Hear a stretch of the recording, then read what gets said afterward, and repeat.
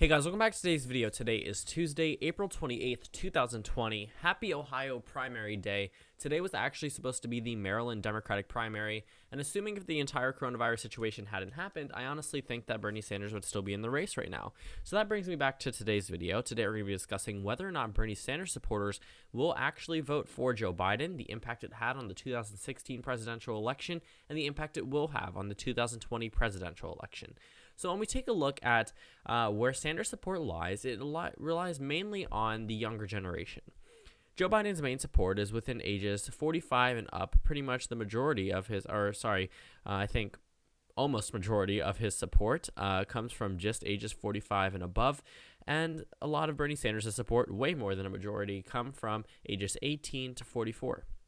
Now, in terms of ideology, they're very similar in the sense that they have pretty much the same support. Bernie Sanders definitely has a lot more liberal supporters, but then again, this is a Democratic primary, so I don't really expect them to be contrasting too much. About a difference of 14% in terms of liberal ideology between Sanders and Biden. In terms of race, Biden may have a strong presence amongst African-American voters, which voted in the South, which was crucial to Biden's victories, but a number of states had not voted yet that contained a number of other, minority voters that may not have necessarily been African-American that did support Bernie Sanders. Not much difference between the gender and income, though Bernie Sanders typically has supporters that don't necessarily come from the, I guess I would classify as upper middle class.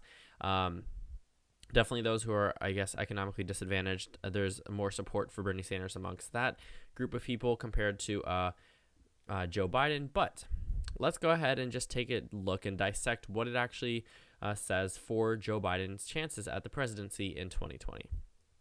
So when we take a look at the states that were crucial in the 2016 presidential election, Wisconsin, Michigan, and just for fun, I threw in the state of Florida. Because we don't have any primary data from the state of Pennsylvania, we're not going to go ahead and take a look at that one just yet. I mean, we'll talk about it, but there won't be any type of, number based off the primary results because, again, we don't have it.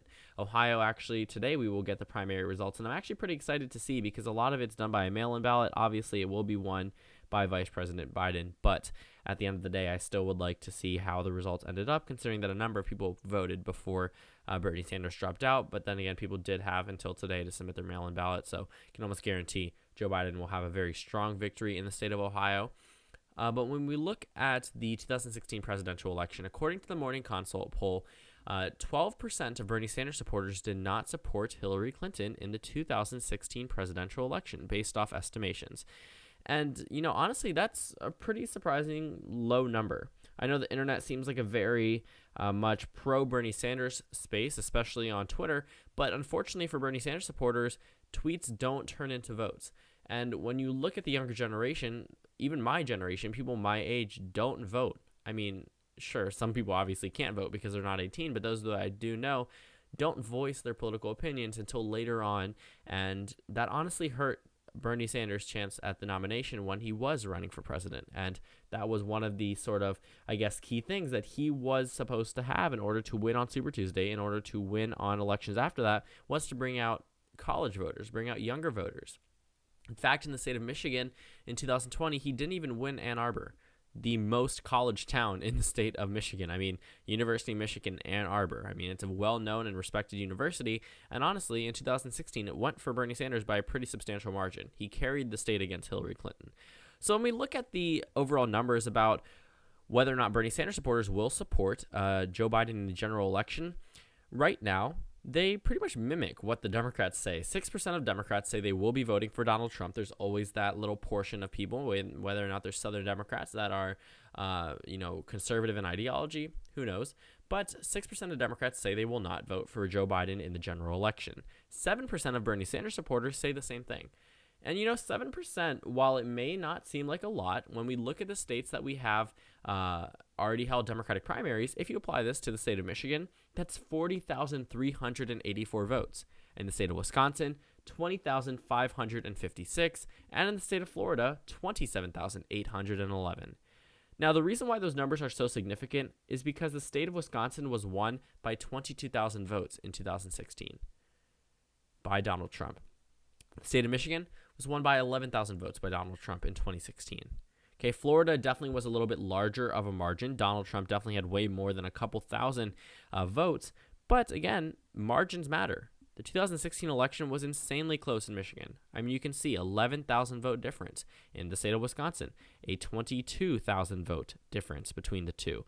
So when you look at a lot of these, I guess, Bernie Sanders supporters that are moving away from the Democratic Party that weren't necessarily might not have been Democrats before, that, I guess, poses the question whether or not that Joe Biden could win without the Bernie Sanders support. That's 7%. And realistically, yes, 100%.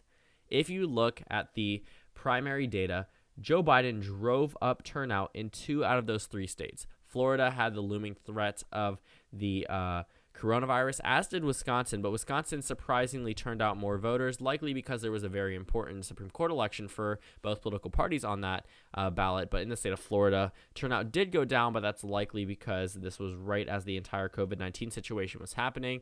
I genuinely believe primary turnout would be up in almost every single state this primary season. Obviously, if Bernie Sanders had remained in the race and the coronavirus situation had not occurred. But in the state of Wisconsin, Joe Biden received 147,872. I didn't say that number correctly. 147,872 more votes than Hillary Clinton did compared to 2016. In the state of Michigan, it's even better for Joe Biden. 258,585 more votes for Vice President Biden in the state of Michigan compared to what Hillary Clinton received in 2016. Now, when you look at that, those numbers, that 7% seems pretty far away from actually mattering. Actually, I don't know the right word for that, whether or not it actually matters in the general election. And, you know, the Bernie Sanders, that 7%, that was already expected to go to either Donald Trump or a third-party candidate. Realistically, most Bernie Sanders supporters are supporting Joe Biden in the presidential race. Now, I understand a lot of you guys may not personally support Joe Biden if you supported Bernie Sanders before, or you know a number of people that aren't supporting Joe Biden right now, but I can almost guarantee it when it comes down to that ballot box, a lot of these Sanders supporters will be voting for Joe Biden. A lot of them aren't going to just stick with the Democratic primary results as a means of not voting for the Democratic nominee, because a lot of the Bernie Sanders supporters' main goal in choosing Bernie Sanders was to choose the most electable candidate in their point of view. And for them, obviously, that was Bernie Sanders, the best candidate to beat Donald Trump. So the main goal was always there for them. Now, I understand the whole issue about ideology and whether or not Joe Biden has certain issues that he agrees on Bernie Sanders with, and that would enact as president.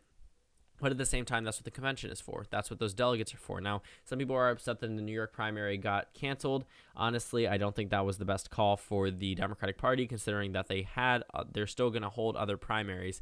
But I'm, I guess, assuming just because the race is practically declared over. But when we look at a lot of these margins, the numbers of, I guess, Bernie Sanders supporters that defected from the Democratic Party will matter only if Joe Biden loses. And Joe Biden, based off these numbers and based off the supporters that support Bernie Sanders, realistically, Joe Biden can win without that lost support. When you look at the age groups that support Bernie Sanders, unfortunately for Sanders, that group doesn't vote whether it's a primary or a general election. The older, I guess, majority of America decides the elections. That's just how it goes. Though younger voters may take up a third of the electorate, you know, they're peaking at 19% turnout on Super Tuesday in the Democratic primary. 19% when a state has 60%, 70% turnout in a general election. For example, Minnesota or Michigan, which has insanely high turnout in presidential elections, but in the Democratic primary, younger voters just tend not to vote, and older voters come out in full force, which is exactly why, despite Bernie Sanders having arguably way more enthusiasm on his side and a lot more of the internet on his side, because that is, I guess, a new way of campaigning, it wasn't enough to sway older voters, or in fact, it wasn't enough to overcome the amount of older voters that were going to come out and vote. And when you look at that 7% number, it's not going to hurt Joe Biden that drastically. Now, quote me if I'm wrong, if Joe Biden loses the election, but if Joe Biden loses the election, it will be completely on his campaign. It will not be on Bernie Sanders' campaign, you know, for not doing enough at this point. 80% of Sanders supporters are voting for Biden in the general election. Only 7%. You know, that 13% is going to be the 13% that Biden has to work with.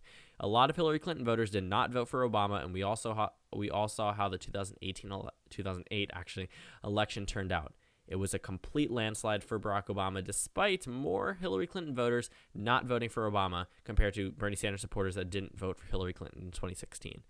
So this 7% should not impact Joe Biden's campaign. He should be able to win without it, and if he does lose, it will not be the result of this. This campaign is 100% winnable without those supporters. Now, I'm not saying that Joe Biden shouldn't be appeasing the progressive base. 80% of those voters are still progressives, or at least supported a progressive that would like to see Bernie Sanders' policies enacted as president, which is going to have to be an important thing that once they hit the convention, they're going to have to reassess their platform. You can't just go in with a centrist attitude expecting for all the progressives to be completely on board. We saw Joe Biden dabble into it with endorsing a number of plans with Elizabeth Warren, and also just discussing back and forth with Bernie Sanders as to who, just letting him know about certain things that he's adding onto his plan. And honestly, it's just the courtesy of giving Bernie Sanders a voice in a campaign that if this was, a different type of political campaign, he otherwise might not have had. But since this is a presidential platform, and since progressive voters are crucial to the Democratic Party because it considers to be 46% of the Democratic Party at this point, it's going to be important that they align with Joe Biden, not only by the time we reach the general election, but by the time we hit summer.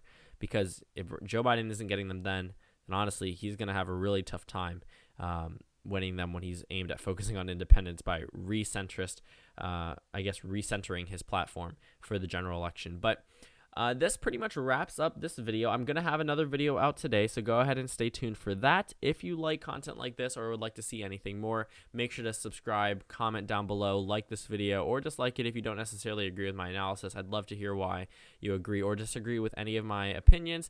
If you have any information that could benefit future videos and you would like to see where I get my analysis from, right now I'm using Morning Consult, and I'm using a number of election results from 2018, 2016, and the 2020 primaries. Morning Consult did give this poll to, 2,000-something Sanders supporters out of 6,000 Democrats. So again, thank you guys so much for watching this video. Make sure to comment down suggestions below, and I will see you all tomorrow.